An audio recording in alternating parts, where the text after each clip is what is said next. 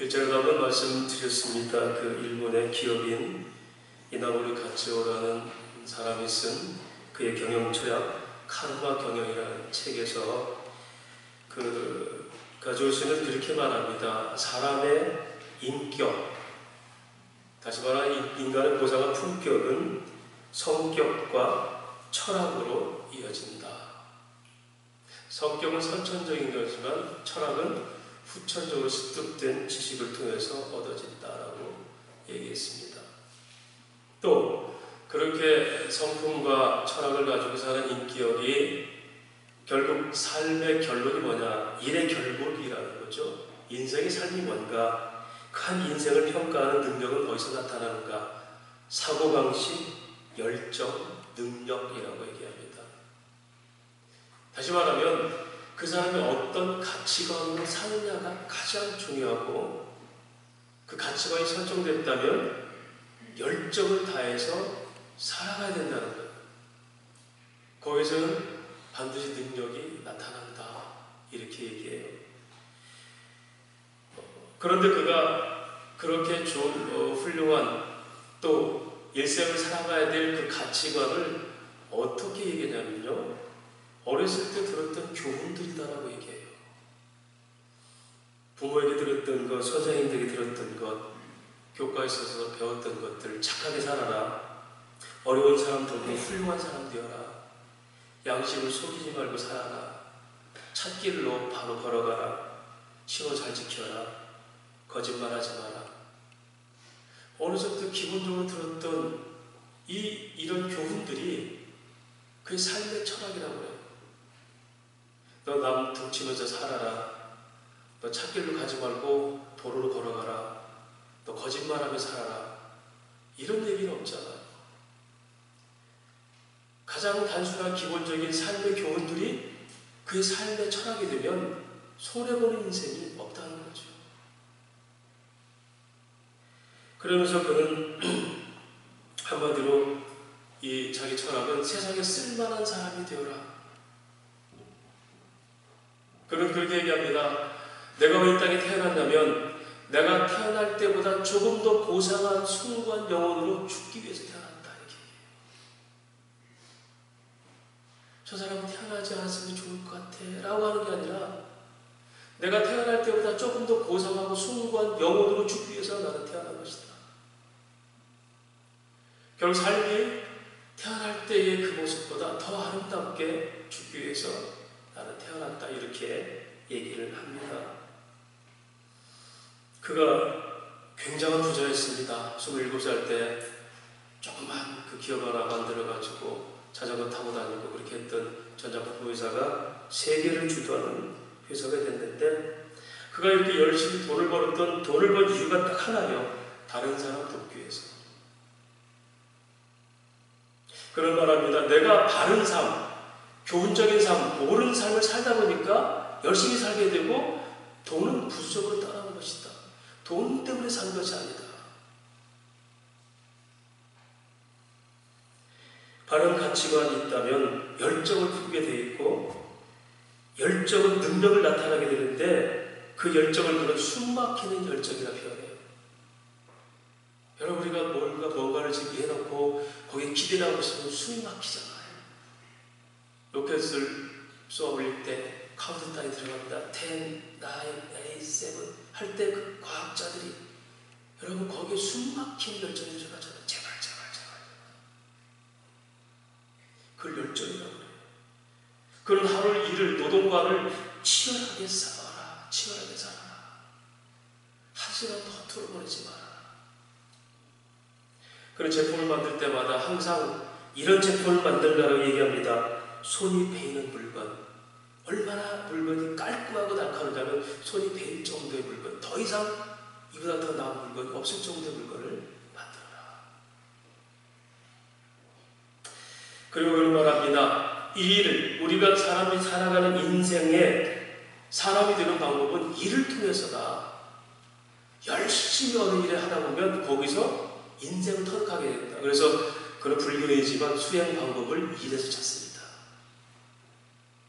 여러분, 종종 우리 명인들이나 이런 다인들 보면 그 사람들이 일자무식 많아요. 여러분, 그런데 그분들이 그 당시 일하는 현장에서는 도인입니다. 도인. 배운 건 없어도 그 일에 집중하다 보니까 그 일에 대해서는 바삭하게 알아요. 짜장면을 만드는데 짜장면만 만드는 게 아니라 짜장면 속에서 인생 철학을 얘기해요. 경북 의성에서 사는 어느 부자의 얘기가 한번 나온 적이 있어요. 머슴 출신으로서 너무 가난해서 일을 죽어라 밤낮을, 이분은 새벽 2시에 들었다가 4시에도 나간다는 거예요. 왜? 일을 해서 땅을 사니까 그게 너무 좋아서, 가난했으니까. 그 90세가 넘었어요. 그런데 허리가 구부러져 지금도 아침부터 일을 해요. 근데 60세가 넘은 아들이 농사일을 같이 하는데 아들은 이제 기계를 좀 사서 하고 싶어요. 농기계를. 근데 아버지는 끊임없이 소원을 합니다. 결국 이제 아들의 그 소원을 들어주면서 합의가 보게 되는데, 이 노인이 하는 말이 하나하나가, 물론 기계도 필요하겠지만 땅은 정직한 것이라 내 품만큼 내준다. 기계로 쉽게 할 수 있어도 정성이 들어가지 않으면 그게 소득이 아니라는 거예요. 여러분, 그분이 살아온 인생, 오직 가난해서 땅을 사놓고 머슴생활 벗어나서 좀 살아보겠다고 했던 그런 모든 일의 열심들이 어떻게 하면 그의 삶의 잠언, 교훈을 만들어내요. 일하지 않은 자는 교훈이 없어요. 우리가 어찌 잘못해서 유학이 잘못 들어왔는지, 그 사공공사, 양반 상놈, 이런 직업군에 대한 편견 때문에 그런지 일하지 않고 편하게 사는 것을 축복이라 생각하고 양반이라 생각해요. 여러분, 일자리가 없습니까? 얼마든지 있어요. 얼마든지. 우리가 일자리가 너무 필요하니까 외국 노동자들도 오잖아요. 수입해서 일을 해야 되잖아요. 한 불교인이지만 그의 기업 철학을 통해서 우리 기독교인에게 많은 걸 시사해요. 자, 우리 예수 믿는 사람들을 봅시다. 그러면 우리 가치관이 없습니까? 있어요. 하나님 나라. 땅의 것도 하늘 것도 알아요. 천국이 뭔지도 고백합니다. 진리를 믿고 진리가 우리를 자유케 하는 고백도 해요. 나는 길이요 진리요 생명이니 나를 통해서 아버지께 갈 수 있다. 우리는 그 철학이 있어요. 적어도 이 땅에 살면서 이게 가치구나, 이게 진리구나, 생명이구나, 길이구나. 또 열정 있죠. 숨막히게 하는 열정을 하나님께서 주십니다. 고린도후서 7장 11절에 보라, 하나님의 뜻대로 하게 된 이 근심이 너희를 얼마나 간절하게 하며 얼마나 변증하게 하며 얼마나 분하게 하며 얼마나 두렵게 하며 얼마나 사모하게 하며 얼마나 열심히 있게 하며. 여러분, 은혜를 받으면요 세상 열심이잖아요. 하나님 느껴지면 새로운 가치가 되고 열정이 생기면 물불 가리지 않잖아요. 내가 죄를 지면 걱정이 돼서 하나님께 걱정 끼쳐서 내 마음이 편하지 않잖아요. 그리고 그렇게 살지 못하는 나를 보고 끊임없이 사모하자. 하나님 도와주세요. 하나님 나라 가치가 있죠. 열정이 있어요. 능력이 왜 없습니까? 사도행전 5장 32절 보니까 우리는 이 일의 증인이요 하나님이 자기에게 순종하는 사람들에게 주신 성령도 그러하니라. 베드로와 사도들이 예수를 증거하니까 사람들이 그를 감옥에 집어넣고 예수 전하지 못하게 해요. 그런데 그럴수록 더 말씀들이 증거됩니까? 그러니까 그들을 때리면서 다시 예수 전하지 마라 이렇게 하니까 이 사람들이 하는 말이 우리는 이 일의 증인이요. 나는 이걸 증거하기 위해서 사는 사람이요. 그리고 하나님은 그렇게 순종하는 자에게 성령을 통해서 역사합니다. 능력이 나타납니다. 그때 어떤 능력이 나타나요? 병이 낫고 목에서 나오고 안진배가 일어나고 무엇보다 복음으로 자신들이 변화된 능력이 나타나요. 이게 사도행전 5장 40절 42절까지 그들이 사도들을 불러들여 칙칙질하며 예수 이름으로 말한 것을 금하고 도오니 사도들은 그 이름을 위하여 능력받는 일에 합당한 자를 여기시면 기뻐하면서 공의 앞을 떠나니라. 여러분, 예수 전하다가 현실을 볼 때는 더 어렵나한데도 그들은 그 열정이 생기니까, 그 가치관에 사로잡히니까 그들을 때리고 놓고, 그렇게도 그들은 뭐합니까? 오히려 예수 이름으로 그렇게 내맞는 것을 기쁨으로 여기더라. 뭐죠 이게? 열매예요.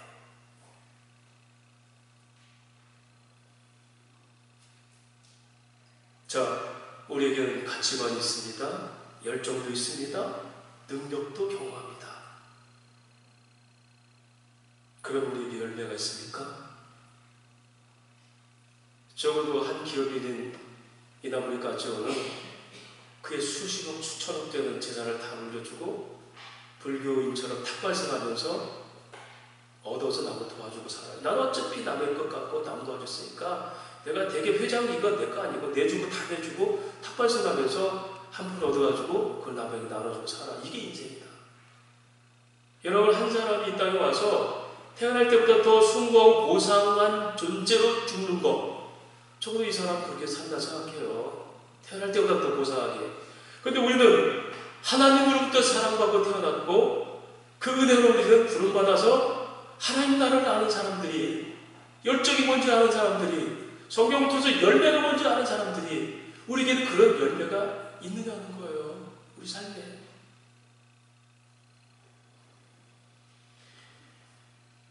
사람의 일생은 그가 한 일을 통해 나타난다. 가져오시 하는 얘기가 그거예요. 사람의 일생은 그가 한 일로 평가된다. 무슨 짓 하고 살았는지, 돈을 벌었는데 어떤 목적으로 벌었는지, 그가 돈을 벌어서 어떻게 사람이 유익해졌는지. 결국 우리는 누구든 평생 일하다 죽습니다. 근데 그 일의 결국이 뭐냐는 거예요. 전도서는 우리 인생의 일의 결론을 설명해 줍니다. 전도서 12장 13절에 일의 결국을 다 들었으니 하나님을 경외하고 그 명령들을 지킬지어다. 이것이 모든 사람의 본분이니라. 성경 우리의 일의 결론, 너희가 일하고 사는 결론이 뭐냐? 하나님을 경외해. 그 명령 따라. 이게 뭡니까? 하나님을 사랑하고 이웃을 사랑하는 거야. 이게 율법이에요. 우리 한번 점검해 봅시다. 우리 삶의 열매가 없다면 무엇이 부족했을까요? 신앙이 제대로 확립이 안 된 겁니까? 예수 제대로 안 믿는 거예요? 구원이 뭔지 모르고 천국이 내게서 얼마나 소중한지 아직도 나는 내 삶을 변화시킬 능력의 신앙으로 체험되지 않았습니까? 여러분, 그거 문제라면 우리는 갈급해야 돼요. 하나님, 나는 예수 타이틀만 있지 구원 은혜를 잘 모르겠습니다. 나는 껍데기입니다.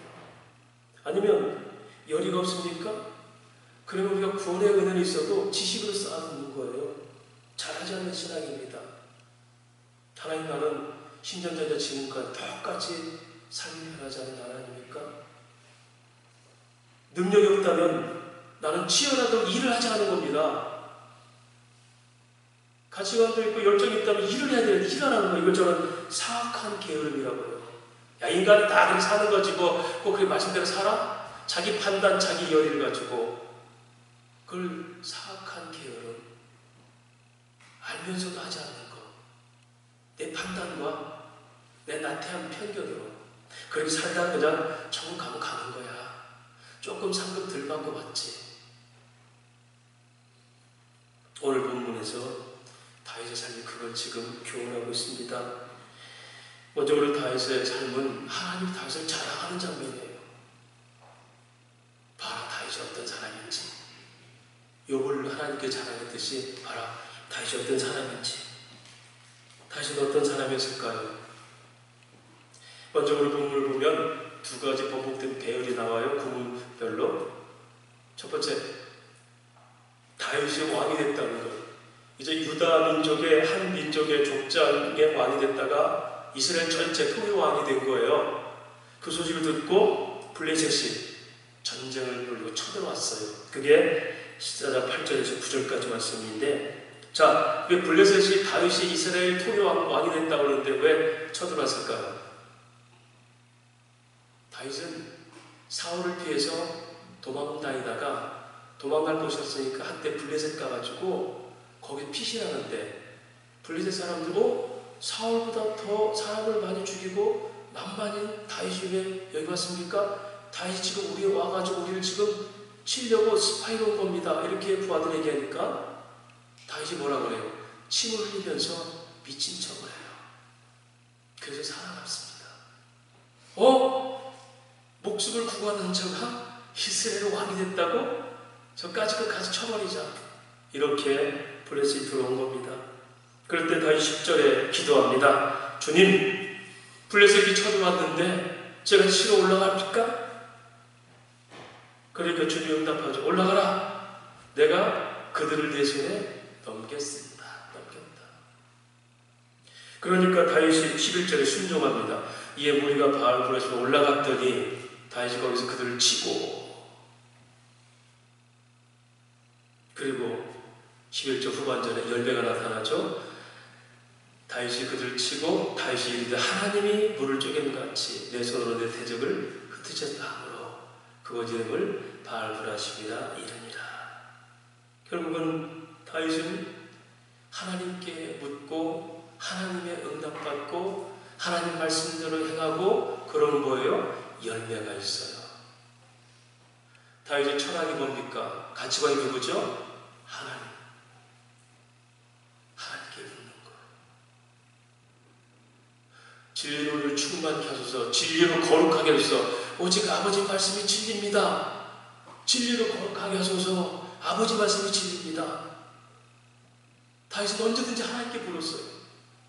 당신의 삶의 목적이요, 당신이 나의 경외함의 대상이요, 당신의 인생이 모든 것이니 여호와여, 내가 블레셋을 치러 올라가니까 가치관을 두고 열정을 가지고 기도하고 하나님 명령이 있으니 삶으로 행했고 열매가 나타났어요. 자, 그런데 13절에 또 이 블레셋이 또 쳐들어왔네요. 13절, 블레셋 사람들이 다시 골짜기를 침범한지라. 자, 14절 뭐라고 합니까? 14절 같이 읽읍시다. 시작. 그렇죠. 다윗이 또 하나님께 묻자오는데, 여러분 보세요. 일반적인 생각이라면 블레셋 저들은 네 적이야, 내가 더 이기가겠어, 이겼다면 다음에 블레셋 또 쳐들어왔을 때 물을 필요 있겠어요, 없겠어요? 좀 당연히 적이니까 가면 되겠죠. 다윗은 또 물었어요. 또. 아유, 목사님, 기도는요, 큰 거 결정하는 기도가 자잘한 거 그냥 우리가 다 하는 거죠. 기도가 그렇습니까? 기도는 큰 것과 작은 것 정해놓고 큰 건 하나님께 맡겨 작은 건 내가 합니까? 아니, 작은 건 기도할 필요가 없어요. 호흡이 있는 자마다 기도하라 했는데, 숨 쉬는 동안 기도하라 했는데, 하나님 뜻이 아니면 가지 말라 했는데, 여러분 자녀 학원 하나 보면서 기도하고 오셨습니까? 여러분들이 무엇 하나 물건 살면서 기도해 보셨습니까? 구차한 거예요. 하나님의 관계가 우리 구체해집니까? 내가 알아서 할 테니까. 이 인간의 자기 영주예요. 여러분, 우리가 소심해서가 아니에요. 하나님 그만큼 인정하는 거 우리 삶에서. 왜? 그게 우리 철학이니까, 가치관이니까, 인생관이니까, 역사관이니까, 행복관이니까, 내세관이니까. 나의 모든 삶이 그에게 있으니까. 여러분, 우리가 어제도 세종문화회관에서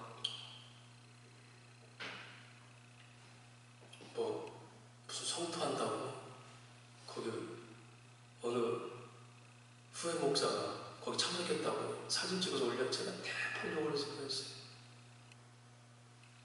거기 태극기 들고 나가서 문재인 그렇게 하는 게 네 인생관이냐, 네 가치관이냐, 네 역사관이냐, 행복관이냐, 진리관이냐? 그렇다면 잘했다. 그게 아니라면 네 행동에 대해서 네가 얼마나 소홀히 했는지를 생각해봐라. 목회자가 하나 가서 그 자리 쓰는 것은 내 모든 철학을 다 거는 것이다. 그게 내 인생관이 역사는 난 먼저 나간다. 불리도 뛰어든다. 한 사람의 기독교가 아니고 한 교회를 다니는 목사로서 그걸 올렸을 때 비겁해서가 아니라 당당하다며 무릎 꿇고 사느니 서서 매맞고 죽으리라. 여러분 민주화 시위 때 데모할 때 그러잖아. 무릎 꿇고 서서 매맞고 죽겠다고 뛰어들었잖아. 다 우리 시대 때. 왜 못하겠냐. 여러분 그건 국가를 위한 것뿐만이 아니에요. 내 아이를 훈련시키는 하나도, 내가 물건 하나 사는 것도 그 내 인생관이 들어있어야 돼요. 철학이 들어있어야 되고 내 진리관이, 행복관이, 가치관이 들어있어야 돼요. 남이 사니까, 유행이니까. 너무 증거합니까? 우린 너무 기본을 소홀히하니까. 착하게 살아라, 남 도와라 이런 말들은 들어오지가 않는 거예요. 근데 그 가져오시는 그걸 평생 목표로 사는 거예요. 착하게 살아라, 남 도우면서 훌륭한 사람 되라. 정철의 시조가 있죠. 사람아 태어나서 옳은 일 하자. 사람이 옳지 못하면 말이나 손을 곡간 씌워서 밥 먹이기와 다르게 보이느냐. 사람들은 옳은 일 하자 쓰라. 사람이 옳지 못하면 말이나 손에 곡간 씌워서 밥 먹는 거나 다르게 얘기하느냐. 짐승과 다르게 얘기하느냐. 여러분 사람이라면 우리가 뭘 하나 결정하더라도 거기에 정말 우리 철학이 녹아 있어야 돼요.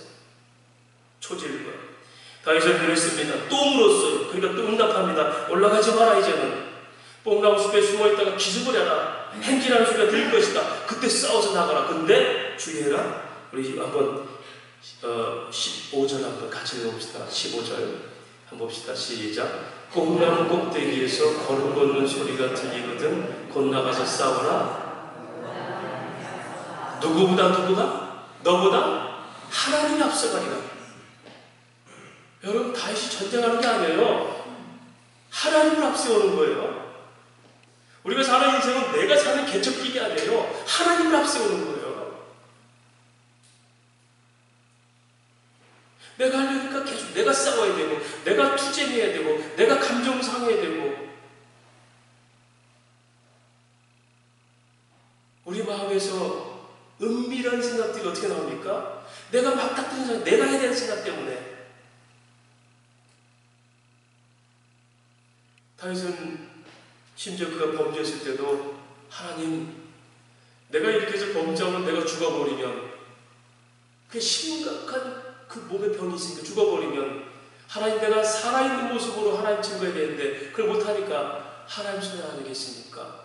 그가 병에서 노임을 받고 병에서 고침을 받고자 하는 것 하나예요. 내가 죽어버리면 하나님 나를 통해서 증거할 일이 없어지잖아요. 나 병 낫게 해주세요. 그가 건강하려고 하는 게 아니에요. 사도 바울도 그거였어요. 내가 모쪼록 전도할 문을 내게 열어주셔서 감옥에서도 전도하잖아요. 그가 나를 좀 빼내주세요 하나님, 나를 좀 이게 아니에요. 내가 차라리 죽는 것이었지만 내가 육체에 있는 것은 너희를 위함이라.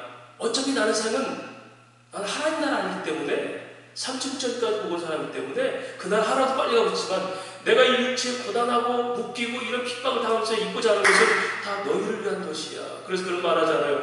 내가 너희를 위해서 받는 고난을 즐거워하고 그리스도의 남은 고난을 내 육체에 나는 채우고 살겠다.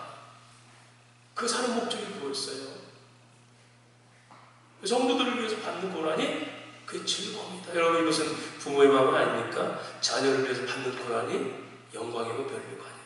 그 큰 사랑, 이게 아비의 마음이라고 그래요. 해산을 순고하는 여인의 마음이라고 바울은 얘기합니다. 하나님의 마음이에요. 하나님의 마음. 내가 너보다 앞서가 싸울 것이고 블레셋을 내가 흩어버릴 것이다. 말씀드렸죠. 승리는 믿음으로, 열매는 전쟁의 노임으로. 여러분 다윗은 전쟁 나기 전에 승리했죠. 왜? 하나님을 약속을 했습니까? 가라, 네 손에 맡겼다. 이미 믿음으로 응답 받아냈어요. 거기가 블레셋 흩어버린 겁니까? 열매는 전리품이에요. 여러분 오늘날 우리가 세상에 나가서 사는 돈을 벌고 우리가 열매 맺는 것은 믿음으로 먼저 승리하고 나가서 전리품으로 누리는 거예요. 할렐루야. 전리품을 얻기 위해서 믿음 가지는 게 아니라 바른 삶을 살다 보니까 돈은 저절로 따라오는 것 같이 돈을 목적으로 일한 게 아니라 착하고 바르게 살다 보니까 돈이 붙었어요. 오늘 우리 믿음이 바로 그거예요. 믿음의 작용은 바로 그거예요. 성령님이 믿음으로 이번에 가지마. 기습을 해? 뽕나무 뒤에 있다가 행진하는 소리가 들릴 거예요. 여러분, 행진하는 소리가 누가예요? 하나님이 그들을 혼비백산을 만들어버리는 거예요. 기적이죠? 그들이 다 도망갈 거야. 내가 앞서서 그들을 다 칠 거거든. 그때 너희는 가서 죽기만 하면 돼. 하나님 나라는 나무가, 가지가 나무에 붙어있으면 저절로 맺는 열매예요. 할렐루야. 이 쉬운 삶이 믿음으로부터 시작해요. 이 정확 가치관. 이걸 가지고도 살기가 힘들어요. 그러니까 끊임없이 하나님 실제입니까? 하나님 존재가 정말입니까? 내 인생이 정말입니까? 숨 쉬는 동안 나와 함께 있습니까? 여러분, 그게 우리 갈급함이에요. 갈급함.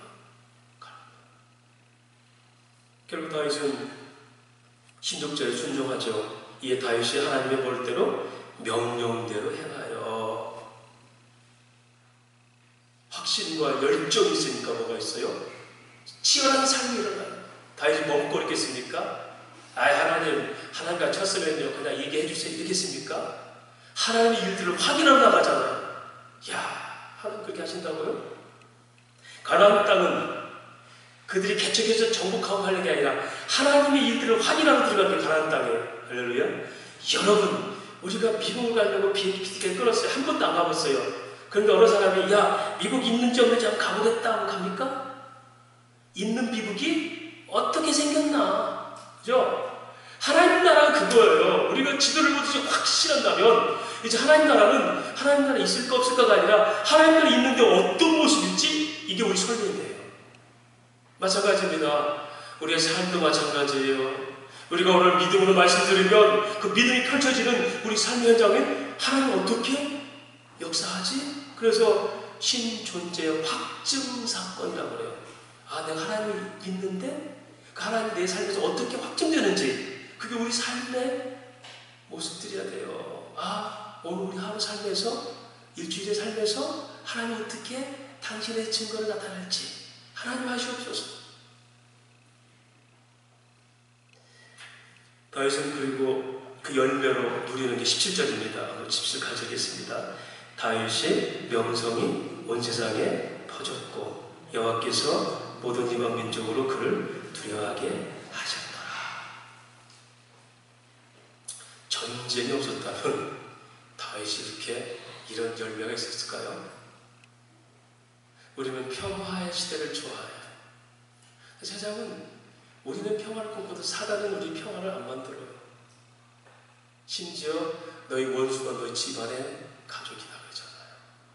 예수 믿는 것 때문에 싸우고 그 말씀을 지켜지 못하다 불편하게 만들고 선한 양심과 깨끗한 믿음 살려도 끊임없이 방해자들이 있고 여러분 사단은 끊임없이 우리를 옛자를 끌어내서 너 그렇게 살 필요 없어. 끊임없이 갈등을 시켜요. 믿음으로 깨어있어도 이런 일들이 계속 벌어져요. 그런데 이 전쟁은 과연 뭐냐? 결국 하나님의 일들을 경험하게 하는 능력이에요. 자, 이게 뭐죠? 바울을 다윗을 위해서 하나님이 준비한 게 뭔가? 11절 말씀 봅시다. 이에 무리가 바알 브라심으로 올라갔더니 다윗이 거기서 그들을 치고 다윗이 그 이르되 하나님의 볼을 쪼개같이 내 손으로 내 대적을 흩으셨다 함으로 그곳 이름을 바알 브라심이라 했더라. 여러분, 그건 처음부터 바알 브라심이라는 지명이 있었어요. 그죠? 예를 들어서 다윗이 천안으로 갔더라. 천안에서 싸우니까. 그럼 천안이라는 지명이 있어요. 근데 처음부터 성경은 바알 브라심으로 올라가라. 근데 바알 브라심이 재해석됩니다. 어떻게? 물을 흩어버린 것처럼 하나님 그들을 찢으셨다 해서 바알 브라심이라 확증시켜 준 거예요.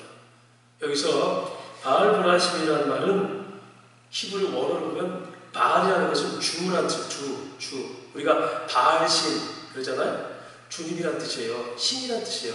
그 다음에 베레츠라는 단어는 찢어버리다요. 이걸 합성시키면 주가 찢어지다. 그런데 그들이 그렇게 이기고 나서 그들이 한 일이 뭡니까? 13절, 12절 12절 말씀 시작. 블레셋 사람이 그들의 우상을 그곳에서 버렸으므로 다윗이 명령하여 불에 사느니라. 자, 거기서 어떤 주가 찢어졌죠? 블레셋 사람들의 우상이 불에 태워버렸죠. 할렐루야. 여러분, 하나님이 준비한 바알브라심이라는 것은 다윗, 네가 지금 이 전쟁을 통해서 나를 경험할 거고 네가 갖고 있는 네 우상이 너요 거기서 다 태워버려야 돼. 다윗의 우상이 뭐였을까요? 여러분, 우상이라는 것은 하나님보다 우선하는 우리의 판단력들이에요. 세상의 풍조가, 세상의 사조가 하나님도 우선하는 거예요. 그렇게 살면 안 돼. 예수님도 세상이 이렇게 돌아가는데 센스 없이 그렇게 살면 안 돼. 이게 우상이에요. 너희는 전에 세상 풍조에 따라서, 풍습에 따라서 네 마음의 원대로 살아서 너는 진노의 백성들이었다. 에베소 2장에 여러분, 우리는 세상의 유행에 맞춰 사는 것을 굉장한 영특한 판단력으로 생각해요. 통찰력으로 생각해요. 세상을 깨뜨려보면서 거기에 맞춰서. 여러분, 하나님께서 주신 것은 세상 속에서가 아니라 영혼을 품는 하나님의 기준의 진리관이에요. 그런데 오늘 그들이 가진 생각들을 가지고 블레셋, 그들도 우상이 있었어요. 그들은 신이 있었어요. 바알신이 있었고, 그래서 그걸 붙들고 쳐들어왔는데 누구한테 부딪혀요? 신중의 신인 하나님 여호와에 부딪혀요. 자, 다윗의 우상이 뭐였을까요? 하나님을 무시하고 그의 생각대로 사는 것을 우상이에요. 누가 그랬을까요? 누가? 우리 앞으로 한번 넘어갑시다. 13장 3절 말씀 넘어가보시죠. 13장 3절 말씀. 자, 14장 3절 말씀, 다윗이 언약궤를 이제 모시고 오거든요. 모시고 올 목적이 뭡니까? 14장 3절 말씀 같이 읽읍시다. 시작. 우리가 우리 하나님의 궤를 우리에게 옮겨오자. 사울 때에는 우리가 궤 앞에서 묻지 아니하느냐며. 사울 때는 여호와 앞에서 물었어요, 안 물었어요? 안 물었는데 나는 왕이 됐으니까 이제 사울과 달리 나는 꼭 하나님께 물어야 되겠다. 내 생각과 사람들이 두려워서 내 마음대로 제사 드리고 그렇게 하는 게 아니라 오직 하나님 앞에서 나 살아야 되겠다. 그러니 언약궤를 가져오자. 더 정확하게 우리 우상이 뭔지 10장으로 넘어갑시다. 10장 13절 14절 말씀. 10장 13절 14절 말씀.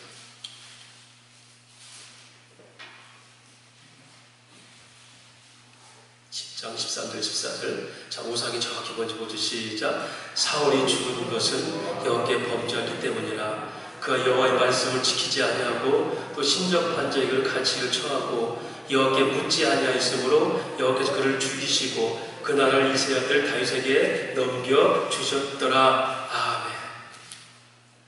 여러분, 사울에게 있는 우상이 뭘까요?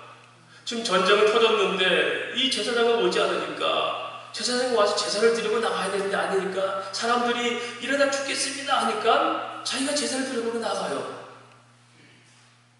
상황이 아무리 어려워도 하나님께 다윗은 하나님께 묻고 또 묻잖아요. 한번 적으로 재도 영원한 적이지. 그런데 또 묻잖아요. 그래서 사울은 그러지 않았어요. 처음에는 언약궤를 보고 물었는데 그 다음부터는 급하니까 자기 마음대로 해버리는 거예요. 신앙이 이렇게 현장성으로 변하면 안 됩니다. 여러분, 이 우상을 골로새 2장 3장 뭐라고 하냐면 너희 탐심 곧 그게 우상입니다. 오늘 우리가 하나님의 말씀과 역사 안에서 능력을 체험하고 열망하는 삶은 하나님을 기준으로 삼고 그에 대한 열정을 품고 그의 말씀대로 순종할 때 열매가 있는데 그걸 파괴하는 게 뭡니까? 내 생각이 세상의 풍속이 자꾸 들어간다는 거예요. 그렇게 하면 안 돼. 세상 사람도 그거 아니야. 이걸 뭐라고 그러죠? 세속주의라고 해요. 예수님 믿어도 이건 해야 돼. 할 건 해야 돼. 어제 성경만 보면 그건 안 돼. 세상이 어떤 세상인데. 그래서 다윗은 왕이 되자마자 언약궤를 모셔놓고 묻고 의지하고 기뻐하고 의리하고 맡기고 하나님 앞세운 겁니다. 그래서 시편 16편 8절에서 11절까지 다윗이 이 은혜를 누리고 나서 이렇게 표현합니다. 내가 여호와를 항상 내 앞에 모시며 그가 나의 오른쪽에 계심으로 내가 흔들리지 아니하리로다. 이러므로 나의 마음이 기쁘고 나의 영혼도 즐거하며 내 육체도 안전히 살리니 이는 주께서 내 영혼을 지옥에 버리지 아니하시며 주의 거룩한 자를 멸망시키지 아니하실 것이니라. 주께서 생명의 길을 내게 보이시니 주의 앞에는 충만한 기쁨이 있고 주의 오른쪽에는 영원한 즐거움이 있나이다. 여호와를 앞세우고 살아서 그 은혜가 뭔지 아는 다윗이 이렇게 고백하는데, 이 시편 16편은요 어떤 시냐면요 밉담이라는 것은 극한 어려움에서 간구하는 기도의 시예요. 적들에게 쫓겨서 숨어있는 그 속에서도 난 항상 내 앞에 여호와를 모십니다. 그가 오른쪽에 계시면 나는 어떤 상황에도 흔들리지 않겠어요. 그래서 나는 어떤 속에서도 마음이 기쁘고 내 영혼도 즐겁습니다. 할렐루야. 이게 신앙이라고. 신앙은 그냥 저절로 있으니까 하나 더하기 하나 둘 이게 아니에요. 그래서 예수 믿는 사람들의 복을 신령한 복이라고 그러죠. 세상이 주는 것 같지 않다고 그랬어요. 이 가치관이 변하지 않으면 여러분에게는 이 신앙을 경험할 수가 없어요. 신앙은 순서가 아닙니다. 하나님을 믿지 않는 거예요. 이 우상이 우리에게도 무너져야 되죠. 그런데 예수께서 이 우리의 욕심과 죄악을 무너뜨려 버렸어요. 누가복음 24장 10절에 대제사장들과 관리들이 사형 판결에 넘겨주어 예수를 십자가에 못 박았습니다. 그런데 여러분, 뭘 못 박았지 예수가? 갈라디아서 5장 24절에 그리스도 예수의 사람들은 육체함과 그 정욕과 욕심을 예수와 함께 십자가에 이미 못 박았느니라. 할렐루야. 변화된 가치관은 이미 우상이 우리의 욕심들이 예수와 함께 십자가에 못 박혀져야지 이게 변화된 가치관이야. 자, 우리가 열매가 없는 삶이 여기서 나타나죠. 여전히 나는 예수와 함께 내 욕심이 못 박히지 않은 거예요. 변화된 가치관이 아니라 예수 하나 더 얹힌 겁니다. 내 중심에 예수 하나 딱 얹혀서 복받는 복체 정도로 예수를 사용하는 거예요. 거기서는 열매가 있을 수 없어요. 그래서 그런 사람들은 그런 저는요 제 이익이 있으면 열정을 냅니다. 제 이익이 없으면 열정 안 내요. 교회도 그렇고. 여러분, 저와 여러분 그렇지 않습니까? 그런 열매가 있을 수가 없어요. 말할 수 없이 즐거운 열매가 있을 수가 없는 겁니다. 보편적인 거 있어요. 열심히 하니까 뭔가 채워지는 거 있어요. 베드로전서는 그 얘기합니다. 이제 우리가 예수와 함께 그렇게 십자가에 못 박혔으니 우리는 다른 삶을 살아야 된다. 이게 베드로전서 4장 1절 2절. 그리스도께서 이미 육체의 고난을 받으셨으니 너희들 같은 마음으로 갑옷을 삼으라. 이는 육체의 고난을 받은 자는 죄를 그쳤음이니 그 후로는 다시 사람의 정욕을 따르지 않고 하나님의 뜻을 따라 육체의 남은 때를 살게 하려 함이라. 이게 변화된 가치의 삶의 모습이에요. 자, 우리 한 사람만 찾아보고 말씀을 마치겠습니다. 자, 이렇게 다윗이 그렇게 살았다면 신약에서는 누가 그렇게 살았을까요? 사도 바울이 그렇게 살았어요. 빌립보서 3장 8절에 14절까지 보면 찾지 마세요. 기니까. 사도 바울은 그가 가장 유익하고 아름다운 것들을 전부 배설물로 여겨버린다고 그랬어요. 그리고 그렇게 배설물로 여기고 자기는 오직 표대를 향해서 끝없이 달려가고 그 길을 가겠다. 결정된 대로 달려가겠다. 치열하게 살겠다라고 얘기해요. 자, 이 고백입니다. 빌립보서 3장 8절 시작까지. 또한 모든 것을 해로 여기면 내 주 그리스도 예수를 아는 지식이 가장 고상하기 때문이라. 내가 그를 위하여 모든 것을 잃어버리고 배설물을 여기면 그리스도를 얻고 그 안에서 발견되려 함이니. 그때 그 안에서 발견된다는 것은 가치가 변한다는 이걸 헬라어로 피르스코라고 피르스코. 이전과 이후의 삶이 변하는 겁니다. 이는 율법에서 난 것이 아니고 그리스도를 믿는 믿음으로 말미암은 것이다. 곧 믿음으로 하나님께 난 의라. 내가 그리스도와 그 부활의 권능과 그 고난의 참여를 알고자 하여 그의 죽음을 본받아 어떻게 해서든지 죽은 자 가운데 부활에 이르게 하노니. 그런 끊임없이 그런 열정을 가져요. 하나님의 은혜 부활에까지 없이 이루려고. 세상에 사는 것이 아니라 하나님 나라 보지 끊임없이 열정을 가지고 그렇게 이루려는 거예요. 이것을 기노마이라고 해요. 휘리스코 가치가 설정되니까 끊임없이 하나님 알고 싶은 기노마이. 내가 이미 얻었다함도 아니요 온전히 이루었다함도 아니라 오직 내가 그리스도 예수에게 잡힌받은 그를 잡으려고 나는 달려간다. 달려가는 게 뭐죠? 치열한 삶이에요. 성경 부분에 막 그걸 하려면 끝나는 게 아니라 열정을 가지고 그 길을 달려가는 끊임없이 치열하게 게으르지 않게 달려가노라 되었고, 그리고 나는 표대를 향해서 그리스도 안에서 위에서 부르신 부름의 상을 향하여 달려간다. 목적이 있어요. 부름의 상, 부르심의 은혜. 결국 그런 그렇게 하나님 나라의 가치를 두고 끊임없이 열정을 가지고 달려갈 길 다 달려가고 마지막으로 어떤 일이 됩니까? 디모데후서 4장 7절 8절 보면 나는 선한 싸움을 싸우고 나의 달려갈 길을 마치고 믿음을 지켰으니 이제 후로는 나를 위해서 의의 면류관이 예비되었도다. 스테파노스. 여러분, 우리에게 이런 변화의 과정들이 있습니까? 우리에게 어떤 이런 열매들이 있습니까? 예수님이 바로 그렇게 사셨어요. 나는 내가 내 삶을 사는 것이 오직 아버지 뜻으로 왔다. 그분은 아버지 뜻에 그 인생을 걸었어요. 그리고 그걸 위해서 간구합니다. 아버지 내 원대로 하시고 아버지 뜻대로 없어서 십자가는 하나님의 뜻을 두고 생명을 건 예수가 그 열정으로 간구했고, 그리고 하나님의 뜻을 알고 순종했죠. 내가 다 이뤘도다 하고 영원히 떠나가시오. 그 예수를 하나님께서 높여서 지극히 영광된 자리에 올리시죠.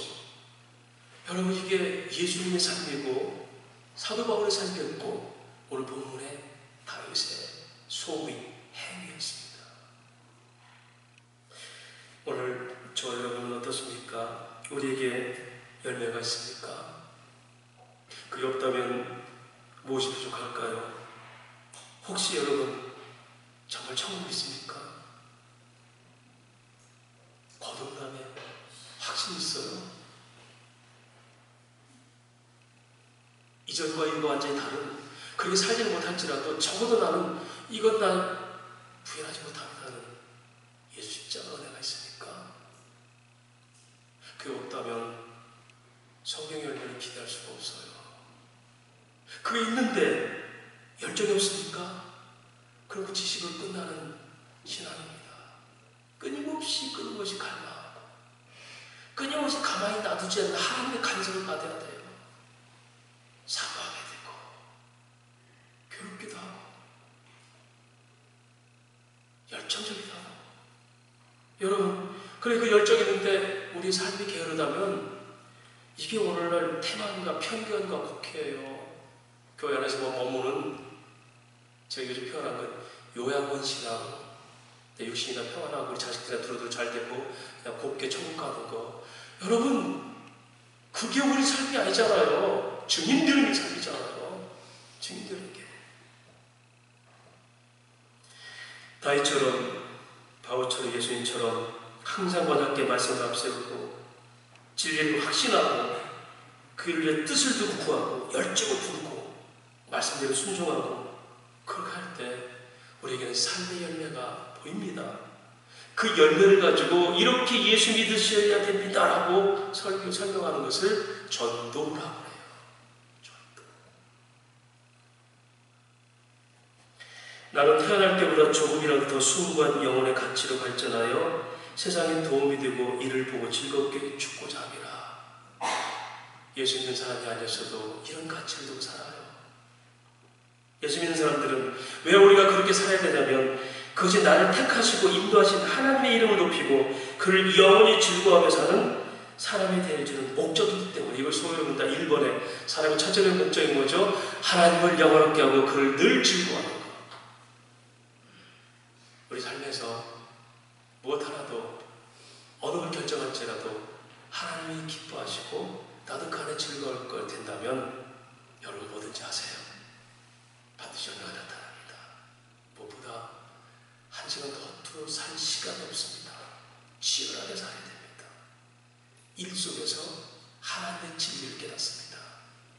일을 하면서 인간이 변합니다. 고통은 그 인간을 인간되게 하는 하나님의 또 다른 사랑의 인도하십니다. 그런다면 오늘 우리에게 하나님, 내가 천국과는 불망하지 않으면 내가 그 믿음을 확신잡는다. 믿음이 있어 열정이 없다면 나는 지식으로 끝나니 하나님 내 삶의 뜨거움 열정을 달라고.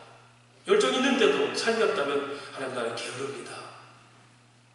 60만 도전한 내가 아니라 하나님께 사로잡힌다고 달려갈 길 달려가야 된다고. 그런 열매가 있을 때 우리 삶에서는 하나님이 일하시는 역사가 드러날 겁니다. 그런 믿음의 성도, 그런 교회가 되시기를 주의 이름으로 축원합니다.